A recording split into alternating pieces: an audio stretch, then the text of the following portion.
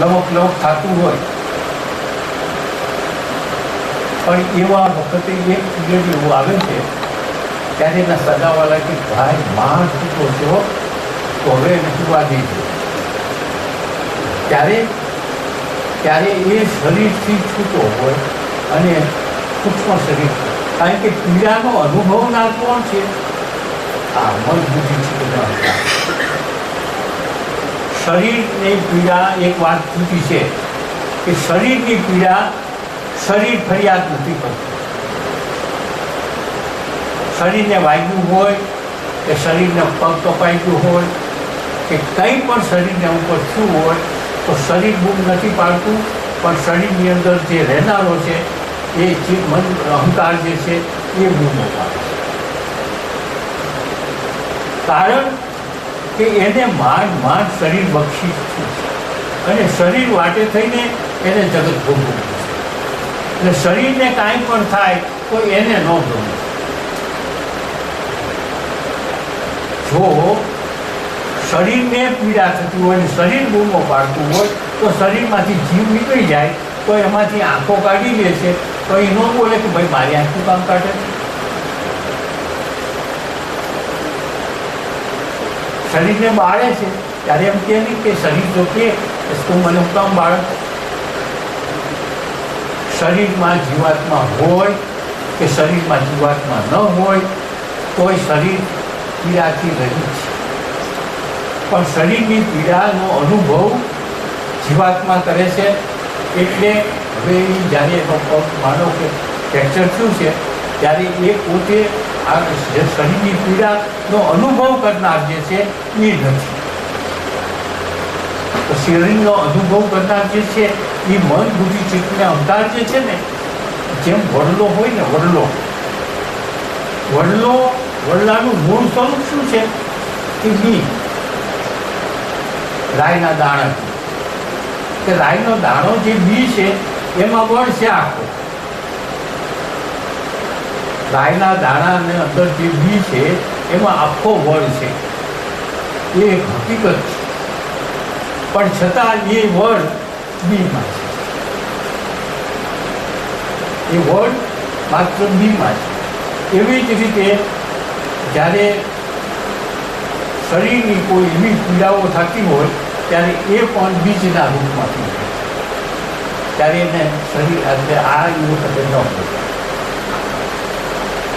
આ પણ નથી.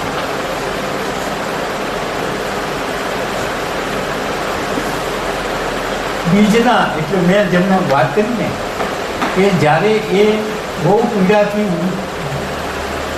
વ્યાકુળ થતો હોય પણ અમુક કલાક એવી હોય છે કે ત્યારે એને શરીરની ખબર ન હોય, ત્યારે એ બીજના રૂપમાં હોય એટલે જ શરીરની ખબર નથી.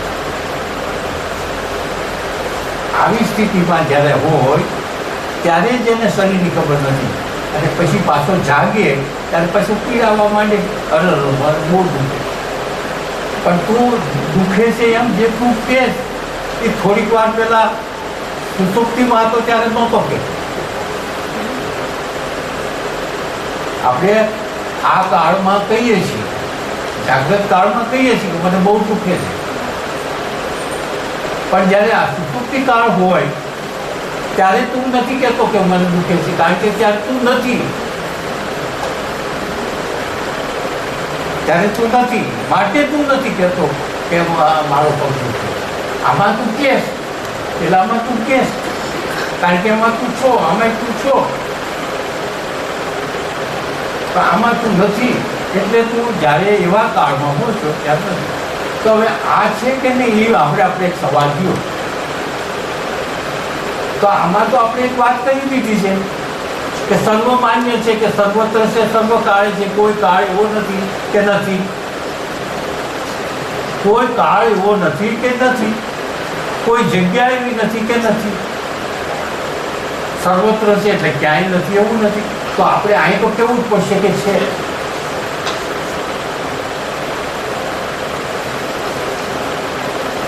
તો હવે જો હું સ્થૂળ શરીરે ન હોઉં, હવે જો હું સૂક્ષ્મ શરીરે ન હોઉં તો હું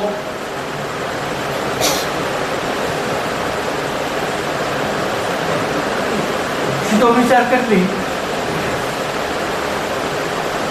તો હું પરમાત્મા છું કે નહીં.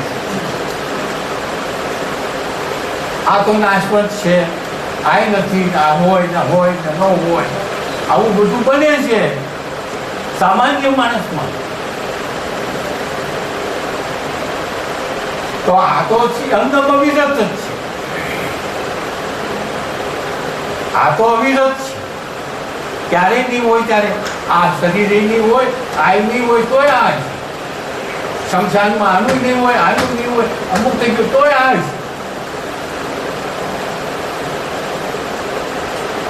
તો હું અત્યારે હું કેમ ન કહું કે હું આ છું? આ છું એવું કેમ કહું? આ તો મરે છે ને જીવે છે.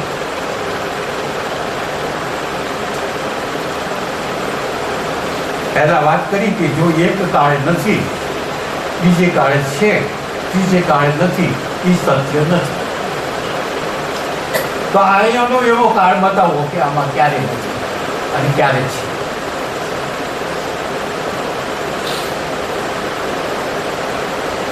એટલા માટે અહીં જનક રાજાને એમ કહે છે કે તું પૃથક પૃથક, એટલે આપણું આ છૂટું પાડી દીધું.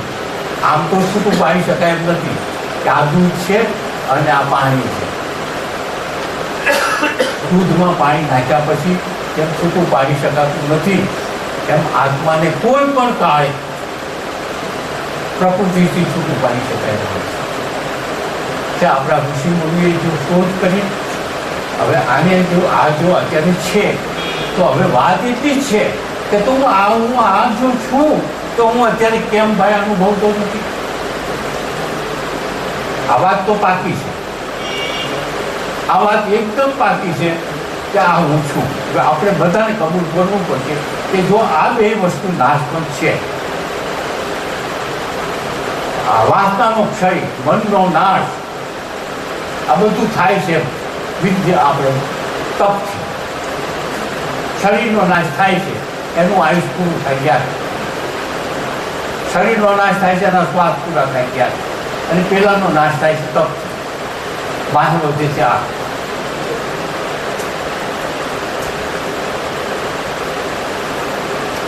બહાર વધે છે આ. તો એ જો આપણે આ યુક્તિથી આપણે જાણી શકીએ છીએ કે છેવટે તો હું આ છું, છેવટે તો હું આ છું જ.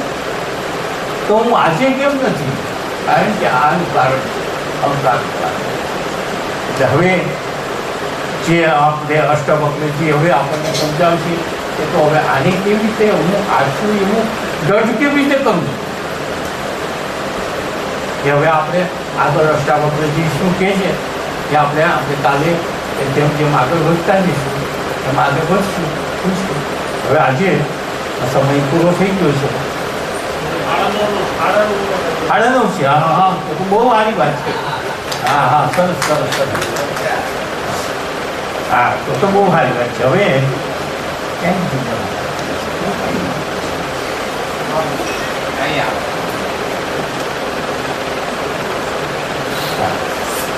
હા તો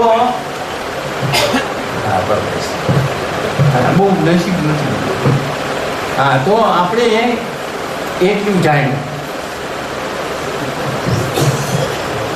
સારી વાત. ઓમ શિવ કે જે અષ્ટાવક્રજીએ કીધું.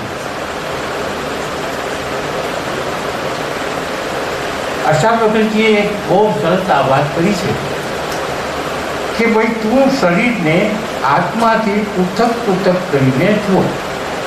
આ શરીરને અને આ પરમ તત્વને અને આને બધાને છૂટું પાડીને બધાને છૂટું પાડી દો. અશક્ય નથી, પણ આ યુક્તિથી શક્ય બને છે. આ ઋષિ મુનિએ તો પછી શું કીધું છે અષ્ટાવક્રજીએ? જો એ રીતે તું જોઈશ તો હમણાં જ તું સુખી શાંત અને બંધ. હમણાં જ આ જ ક્ષણ. વાત તદ્દન સાચી છે કે હવે હું આ એટલું સાબિત જે થાય છે કે હું આ છું. તો પછી આ બધી માથાકૂટ શા માટે?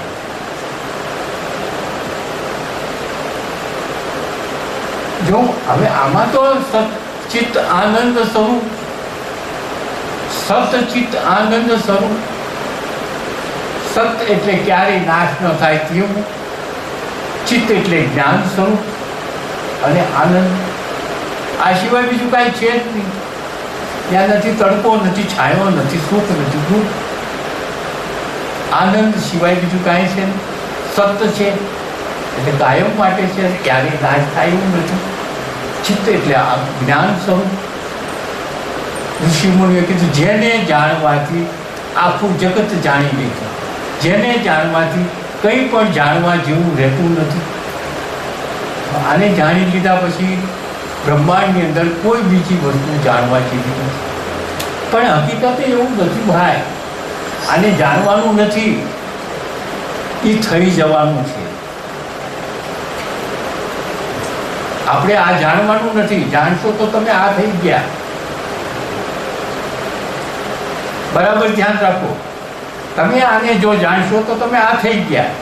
જાણવાનું નથી, બની જવાનું છે, થઈ જવાનું છે, એમાં ખોવાઈ જવાનું છે, એમાં ખોવાઈ જવાનું છે.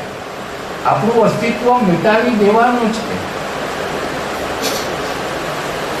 આપણું જે અસ્તિત્વ છે આજે, આપણે આ અસ્તિત્વ એટલે આ અસ્તિત્વ સાચું નથી. આ બે અસ્તિત્વ સાચા નથી, કારણ કે અત્યારે નથી. પહેલામાં છે ને આમાં અડધું નથી, આમાં હાવ નથી. તો આવું જે છે એ સત્ય નથી. સત્ય તો માત્ર આ જ છે. તો આ શું કામ રહીએ અને આમાં રહીને આને કેવી રીતે જાણવું? કારણ કે આ તો અતિ સૂક્ષ્મ છે. જ્યાં સુધી આ છે ત્યાં સુધી આને જાણી શકીએ એમ જ નથી. આ બંને છે ત્યાં સુધી આને જાણી શકીએ એમ નથી. કોઈ કાળ નથી જાણી. આ તો ઋષિ મુનિઓ છે એટલે આપણે જાણ્યું. અને આ જાણ્યું બન્યા નથી. આ આપણે જાણ્યું, આપણે બની નથી ગયા. બનવાનું તો હવે કી છે. એટલે એમ કે છે કે જો આ તું થઈ જઈશ તો હમણાં સુખી, શાંત અને બંધનથી મુક્ત. બંધનથી મુક્ત એટલે હવે જન્મ મરણના ફેરા તારા, કારણ કે તું આ થઈ જાય. હવે શું કે છે આપણે આગળ જાય.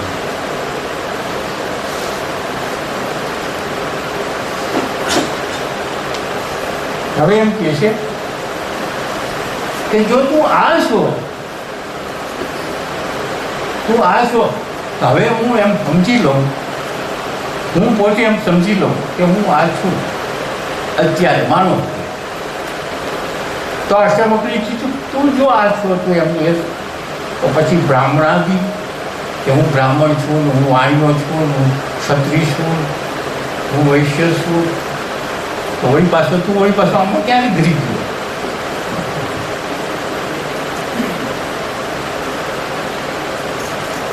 હવે મારે બ્રાહ્મણ છું, વાણિયો છું કહેવાનો અધિકાર નથી, કારણ કે હું આ છું. આ બ્રાહ્મણ નથી, વાણિયો નથી, ક્ષત્રિય નથી, આ સ્ત્રી નથી, પુરુષ નથી. આ તો સચ્ચિત આનંદ સ્વરૂપ છે. આખા બ્રહ્માંડમાં જે વ્યાપ્ત છે એ છે. તો હવે મારે અહીં એમ હવે એટલે એમ કે જો તું આ થઈ ગયો, અષ્ટાવક્રજી એમ કે છે કે તું જો આ થઈ ગયો તો હવે પાછું તું બ્રાહ્મણ છું, વાણિયો છું, ક્ષત્રિય છું, આવું તું ક્યાં તું પાછો ફસાયો? હું બ્રાહ્મણ નથી, આ વર્ણનમાં નથી. પછી કે શું અરે તું બ્રાહ્મણ નથી એટલું તું કહેશે એટલે અમારે નહીં ચાલે. હું ગ્રસ્તાશ્રમમાં છું, હું બ્રહ્મચર્ય આશ્રમમાં છું, હું વાનપ્રસ્થામાં છું એમ તું બોલે તો આ પણ તું નથી. આપણે એમ કહીએ કે હું બ્રહ્મચર્ય અવસ્થામાં છું, હું ગ્રસ્તાશ્રમમાં છું, હું વાનપ્રસ્થામાં છું, તો કોણ અહંકાર ને તારી શરીરની પરિસ્થિતિ આ છે. આવું બોલવાનું. હવે તું આવ્યો પછી આ તું ક્યાં પાછો આવે છે? નરકમાં પડે છે. નરકમાં જ પડવા જેવી વાત છે. અષ્ટાવક્રજી કહે છે કે તું બ્રાહ્મણ નથી, વર્ણ નથી, એટલે બ્રાહ્મણ, ક્ષત્રિય, વૈશ્ય વર્ણ નથી. તું આશ્રમી નથી. આશ્રમી એટલે બ્રહ્મચર્ય આશ્રમ, ગૃહસ્થાશ્રમ, વાનપ્રસ્થાશ્રમ આ આશ્રમ નથી. અને અને બ્રહ્મચર્યાદી આશ્રમમાં નથી. દ્રષ્ટિ ગોચર, ઇન્દ્રિય ગોચર, ઇન્દ્રિય ગમ્ય પ્રત્યક્ષ નથી.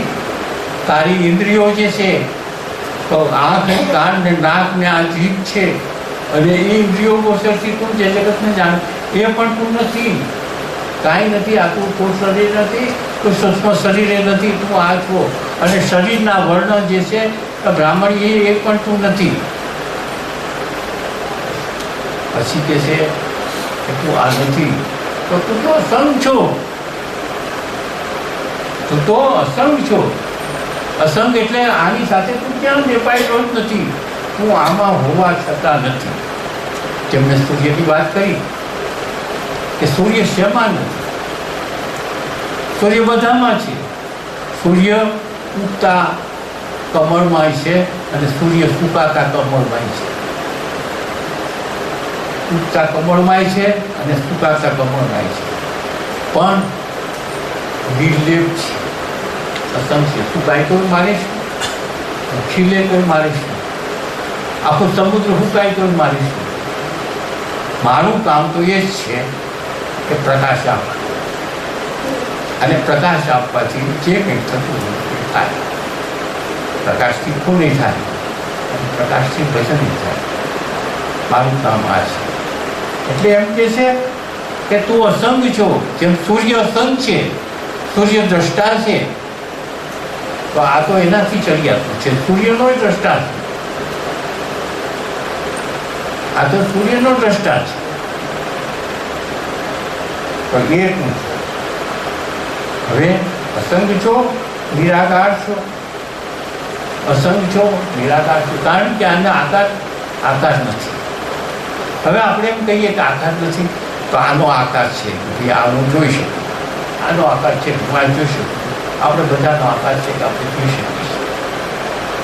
તો આકાર નથી એવી ચીજ, આકાર નથી એવું આ એક છે કે ભાઈ એને તમે એની મર્યાદા હોય તો તમે એની આકાર જોઈ શકો. આ તત્વની મર્યાદા હોય તો ભાઈ હાલો આપણે પૃથ્વી છે તો પૃથ્વી ગોળ છે એમ કીધું, તો પણ એ પૃથ્વી ગોળ છે એમ ક્યારે કહેવાનું? કે જ્યારે સાબિત થયું ત્યારે કે ભાઈ પૃથ્વીથી તમે દૂર દૂર દૂર દૂર ખૂબ દૂર જાઓ અને પૃથ્વી ગોળા જેવી દેખાય, ત્યારે એણે કીધું કે પૃથ્વી ગોળ છે. તો બ્રહ્મથી તમે દૂર દૂર જાઓ તો તમને બ્રહ્મનો આકાર દેખાય. હવે આપણે બ્રહ્મથી દૂર જઈ શકીએ એમ જ નથી. કાંઈ એનો છેડો હોય તો દૂર જઈ શકીએ. હવે એનો આકાર કેવી રીતે કેવો મારે? એટલે એમ કીધું છે અષ્ટાવક્રજીએ કે એનો આકાર નથી. કારણ કે એની કોઈ મર્યાદા હોય તો આકાર થાય. મર્યાદા છે જ નહીં. એટલે કે તું આકાર નથી, તું આમાં આ બધું આકારવાળી વસ્તુ છે તો આકાર નથી. નિરાકાર છો. છેલ્લે પછી એમ કે છે અષ્ટાવક્રજી કે તું વિશ્વનો સાક્ષી, તું વિશ્વનો સાક્ષી છે. એ જો આ બધું પૃથક કરીને તે તું જાણી લીધું કે તું હું આ છું, તો હવે તું એક વખત એમ જો કે હું કોણ છું. આખું વિચીને જો કે હું કોણ છું. જો તું વ્યાપક થઈ જઈશ, તું અસીમ થઈ જઈશ, તારી કોઈ સીમા નથી, તો તારા અંદર કેટલાય વિશ્વો છે. તું એવો વ્યાપક બની જા, તું એ થઈ જા. આપણે એને જોવાનું નથી, એનો આનંદ લૂંટવાનો નથી, એ થઈ જવાનું છે. અને એ જો થઈ ગયા શું, અને એ થઈ જાય તો હવે તો મારી અંદર એક વિશ્વ નહીં, એવા કેટલાય વિશ્વ છે. અને એ બધા વિશ્વની જે ગતિવિધિ થઈ રહી છે એનો હું સાક્ષી. એ વિશ્વની અંદર જે કંઈ ગતિવિધિ થઈ રહી છે એનો સાક્ષી છે. એને ચોખ્ખું કીધું કે તું અસંગ છો, નિરાકાર છો, વિશ્વ છે અને વિશ્વનો તું સાક્ષી છે. પણ એમ કે છે અષ્ટવક્રજી આમ કહેવાથી નહીં થાય. આ મેં તને કીધું કે તું થઈ જા તો આમ નહીં થવાય. પણ તું વિચારી જો એટલે તું અંદર બહુ ઊંડો ઉતર. આમાં શું શું કાઢવા જેવું છે, શું છે રાખવા જેવું છે, સત્ય શું છે, એના માટે તારી સાધના કર. અને સાધના કરી અને સત્ય વસ્તુ હવે આ સાધના કરીને કરવાનું શું છે. એક વાત આપણે બીજી સમજવા જેવી છે કે આપણે એમ કહીએ છીએ કે મારે ઈશ્વર પ્રાપ્તિ કરવી છે, મારે ઈશ્વર પ્રાપ્તિ કરવી છે, મારે ભજન કરવું છે. અને ભજન શા માટે કરીએ છીએ? ઈશ્વર પ્રાપ્તિ. આ વાત તદ્દન ખોટી છે. આ વાત તદ્દન ખોટી છે. એક વખત તમે એમ કહો છો સર્વ કાળે છે સર્વ ત્રસ છે, તો હવે એને પ્રાપ્ત કરવાનું ક્યાંય એમ વિચાર કરો. જો આપણે અત્યારે જ છે, અહીંયા જ છે, હું છું, આપણે આ યુક્તિ દ્વારા પણ જાણ્યું કે હું આ છું, તો હવે એને મેળવવા માટેનો પ્રયત્ન ક્યાં રહ્યો? મારે માંડવીથી અહીં આવવું હોય તો મારે ગાડી કે વાહન કે કાંઈક કરીને પ્રયત્ન કરવાનો રહે, પણ હું અહીં આવી ગયા પછી મારો પ્રયત્ન પૂરો થઈ જાય છે. તો અહીં જો આપણે અહીં આવી ગયા છીએ, હવે આપણો પ્રયત્ન પૂરો છે, તો હવે સર્વત્ર છે સર્વ કાળે છે, સર્વત્ર છે સર્વ કાળે છે, એટલે એને લાવવા માટે કે એને પ્રાપ્ત કરવા માટે કોઈ પ્રયત્નની જરૂર છે નહીં. તો હવે પાછી તો ભજન શા માટે? તો સવાલ એમ થાય કે ભજન તો શા માટે કરીએ છીએ? આપણે ઈશ્વર પ્રાપ્તિ માટે આપણે એમ બોલીએ છીએ, ભજન કરીએ છીએ. તો ભજન આપણે ઈશ્વર પ્રાપ્તિ માટે નથી કરતા, આપણો રજોગુણ ને તમોગુણને નાશ કરવા માટે ભજન કરીએ છીએ. સૂર્યને લાવવા માટે આપણે સૂર્યને પ્રયત્ન નથી કરવાનો, વાદળાને હટાવવાનો પ્રયત્ન. સૂર્ય કાયમ છે, સૂર્ય તો છે જ, પણ સૂર્યની આડો વાદળું થઈ ગયું છે, એને હટાવવા માટેનો પ્રયત્ન છે. એક વાત બીજી છે કે સૂર્યને આગળ વાદળું આવ્યું, કેનાથી આવ્યું? સૂર્ય ઊભું કર્યું. જે વાદળાને સૂર્ય ઊભું કર્યું એ વાદળે સૂર્યને ઢાંક્યું. જે વાદળાએ સૂર્યને ઊભું કર્યું એ જ વાદળાએ આવા પ્રખર સૂર્યને ઢાંક્યો. એવી જ રીતે આપણે જે જીવાત્મા છે એ જ વાસનાઓને કારણે આપણે આ પરમાત્માને ઢાંક્યો. પરમાત્મા લાવવાનો નથી, પરમાત્મા ઢંકાઈ ગયો છે, કારણ કે આપણે જ ઢાંક્યો. જેમ સૂર્યથી સૂર્યના વાદળાથી ઢંકાણો, એવી જ રીતે આપણે આપણા સાચા સ્વરૂપને આપણે ઢંકાઈ ગયા. અને આપણે ખોટું જે છે એ હું કરી જાય. સૂર્ય મટી જાય અને વાદળાને એમ કે હું વાદળું છું. કેવી વાત છે, કેટલી બધી હલકી વાત છે કે સૂર્ય એમ કે હું વાદળું છું.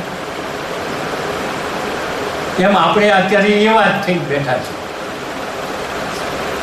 આપણે બધા એવા જ થઈને બેઠા છીએ કે આપણે તો આ છીએ જ, આ તો સાબિત છે કે આ છીએ જ, છતાં આપણે આમાં થઈ ગઈ છીએ. આનાથી ઊભું થયેલું છે, આનાથી વાસનાઓ ઊભી થઈ અને વાદળાથી ઢંકાય, આનાથી ઢંકાય કે વાસનાઓથી, જગતના પદાર્થોથી.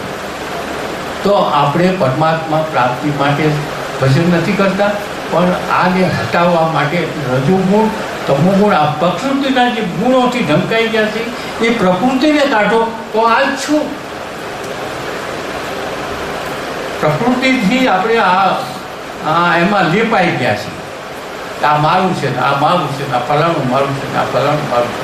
આ જે માનવ છે અને મારું છે, હું જેને ભોગવું, એના કારણે આપણે એટલા બધા લેપાઈ ગયેલા છીએ. અને એના લેપાયેલા હોવાને કારણે આપણે આપણું સાચું સ્વરૂપ જે શું છે એ આપણે ભૂલી ગયા છીએ. એટલે એ સાચું સ્વરૂપ ભૂલી ગયા છીએ, એ ભૂલી ગયેલા છીએ, ખોટું આવરણ છે એને હટાવવું છે, અંદર સત્ય તો છે. એટલે પ્રયત્ન આપણો એ છે પરમાત્મા પ્રાપ્તિનો નથી, ખોટું આવરણ હટાવવા માટેનો પ્રયત્ન છે. એને આપણે ભજન કહીએ છીએ, એને આપણે સાધના કહીએ છીએ. સાધના આપણે એટલા માટે કરીએ છીએ કે આપણામાં જે આવરણ છે આપણે હટાવવું છે. આ આવરણ એટલે અહીં પણ એમ જ કહે છે, અહીં પણ અષ્ટાવક્રીજી એમ જ કહે છે કે તું આ રીતે થા. હવે તું કદાચ આ છો પણ અત્યારે તું આની હિસાબે નહીં થઈ શકતો. આ તો તારે પ્રાપ્ત કરવાની જરૂર જ નથી. આ તારે પ્રાપ્ત કરવાની જરૂર નથી. તારે આ બેને હટાય. જો અહીં તું એકલો સાધના વગર તું અહીં એકલો બ્રહ્મ સ્વરૂપ થઈ શકે છે, માત્ર તને ખબર નથી. આ સાધના વગર હું બ્રહ્મ છું છે, સાધના વગર હું બ્રહ્મ. તો આ તમને સેમ્પલ બતાવ્યું. આ ઋષિ મુનિઓએ સેમ્પલ આપણને બતાવ્યું. આ સાધના વગર તું છો એ સાબિત થાય છે. આમાં આપણે કોઈ પણ નામ કરી, આમાં કોઈ પણ ખાલી કાઢી શકીએ એમ નથી. ત્યાં નથી એમ કોઈ પણ રીતે કોઈ શક્ય નથી. આ અનુભવ સિદ્ધની વાત છે. જો તમને સાધના વગર તમને સેમ્પલ બતાવે છે તો તમે ખરેખર આવું બનો. રમણ મહર્ષિની વાત છે. રમણ મહર્ષિ જ્યારે 16 વર્ષના હતા ત્યારે એને એક મેળી ઉપર એને એવો અનુભવ થયો કે પોતે શરીરમાંથી છૂટી ગયા. શરીરમાંથી છૂટી ગયા અને એ પાછું શરીરને જોવે એવું 20 મિનિટ સુધી, જે 5 મિનિટ નહીં 20 મિનિટ. તો એના સગાવાલાઓ ઉપર આવ્યા, એને જોયું કે આ તો શ્વાસોશ્વાસ બંધ થઈ ગયા છે, આ મરી ગયું, આ છોકરો મરી ગયો. એટલે મરી ગયો એટલે એની માથે છાતી તૂટવા માંડ્યા, રડવા માંડ્યા ના શરીરમાંથી. અને એ જો શરીરમાંથી રડે છે, તૂટે છે, એ પાછા જોવે છે. અને પછી 20 મિનિટ પૂરી થઈ અને એ પાછા શરીરમાં આવી ગયા અને જીવ્યા. તો એણે શરીરને જોયું અને આ બધું જોયું. એટલે એને એમ થયું કે આવું જો પરમેનન્ટ કેમ ન થાય, આવું જે મેં 20 મિનિટ જોયું, આ સ્થિતિ એને જોઈ તો એ પરમેનન્ટ કેમ ન થાય, કાયમ કેમ ન થાય. અને આ નીકળી ગઈ, આ નીકળી ગઈ. આ જે છે એ કાયમી કેમ ન થાય. રમણ મળશે તો પછી તો એ અરુણાચલમાં ગયા, એને બધું તપ કર્યું અને થયા, અને કાયમી થયા છેવટે. ને મહર્ષિ કહેવાય. આ સ્થિતિમાં રહેતા હતા અને શરીર હતું. આ સ્થિતિમાં રહેતા હતા, આ બે હતા, આ બે આ નહોતા, પણ એ પ્રકૃતિના ધર્મ પ્રમાણે રહેતા હતા. એની વાત પછી આવશે કે એ કેવી રીતે રહેવાય. એને સહજ કહે છે ને આપણે. એટલે આ રીતે છે. હવે આપણે 9:30 થઈ ગયા છે. આપણે આ શ્લોક પૂરો કર્યો છે. હવે આપણે આવતીકાલે બીજો શ્લોક લઈશું અને હવે એ આગળ વધીશું. ચાલો આપણે 5 ગાયત્રી મંત્ર બોલી એટલે આપણે શું કરીએ.